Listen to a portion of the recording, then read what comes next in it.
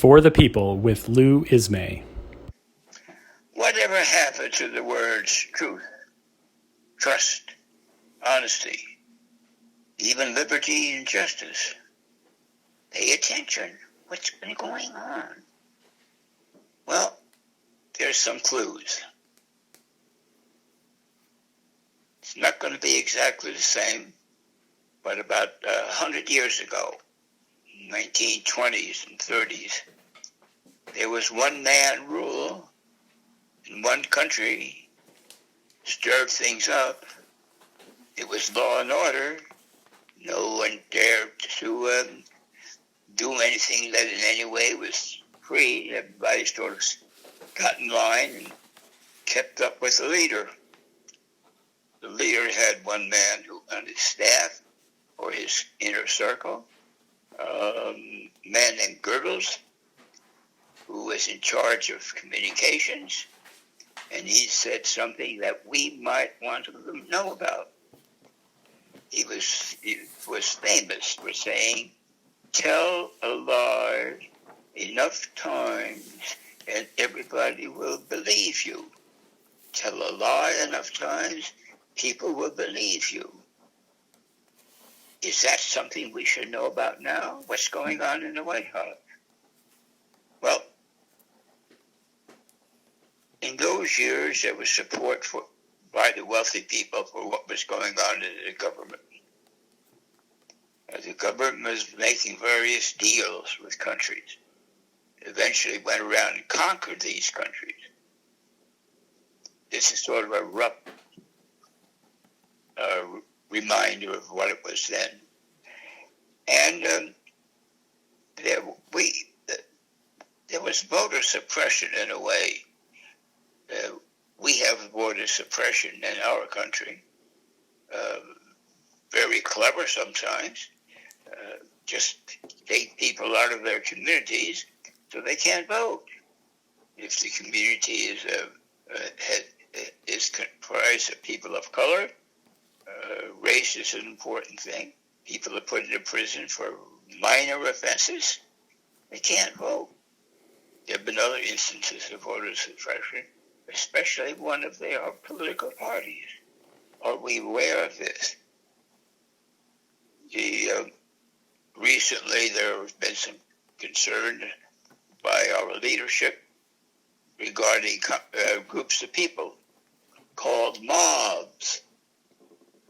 They're more than just dissidents. They're anarchists. All they're asking for is justice.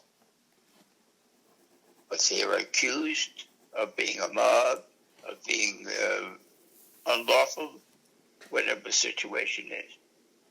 Now, there's even a move by our Attorney General. Law is supposed to be not supposed to be politicized.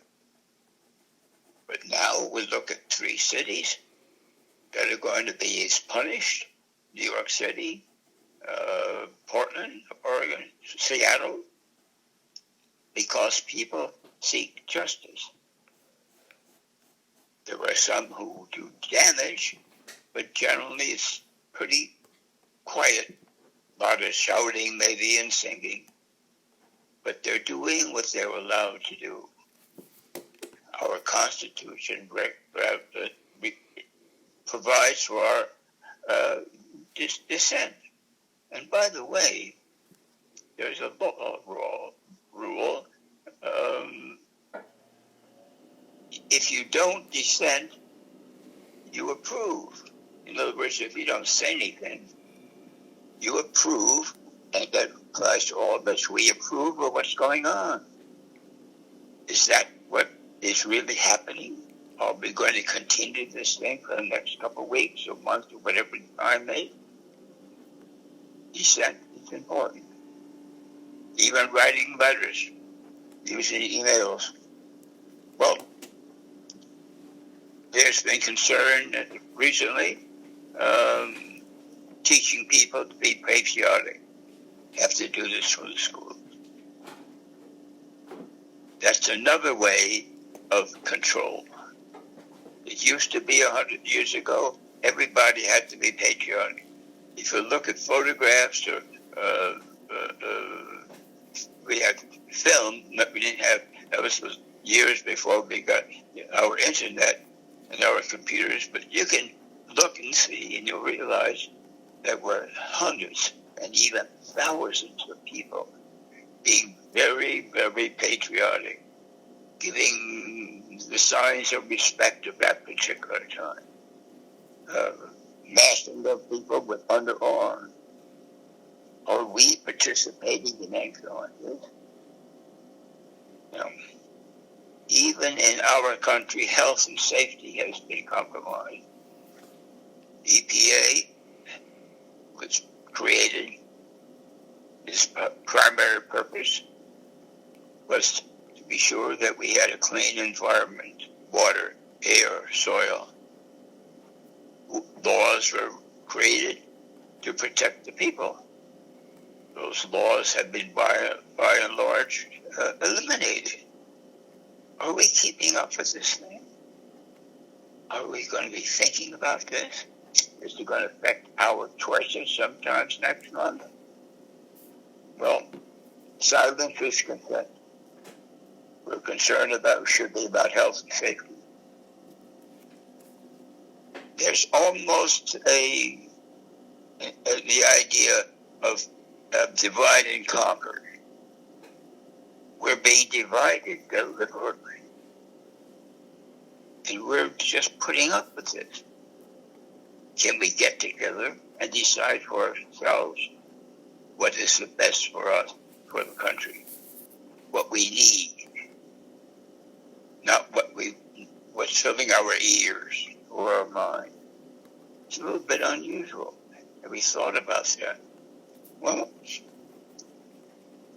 that's one worry, all lumped together with the various parts of it. But then we have a climate change coming on.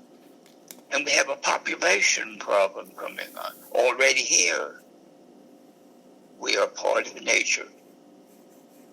We are involved and a part of nature we don't have anything to say about.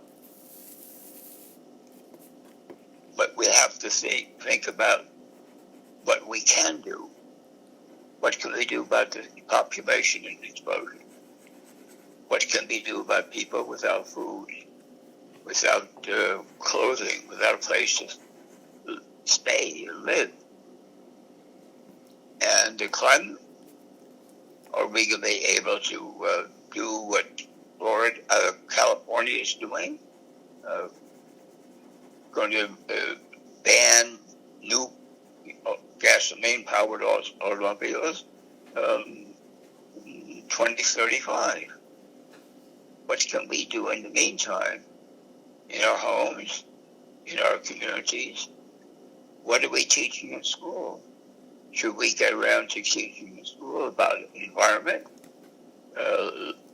life on Earth, the food, the interface of all of the living things? We are at the top of what's called the food chain, and we are. If other living things in that food chain die off or are damaged, what will we do? Have we thought about that? Well, while we're thinking and hopefully speaking together with one another, trying to solve the problems in our communities, wherever you are, we need to think about things such as liberty, justice, old words, still very important. So, it's time to go. Pay attention to what's going on. Fight for what is right and true.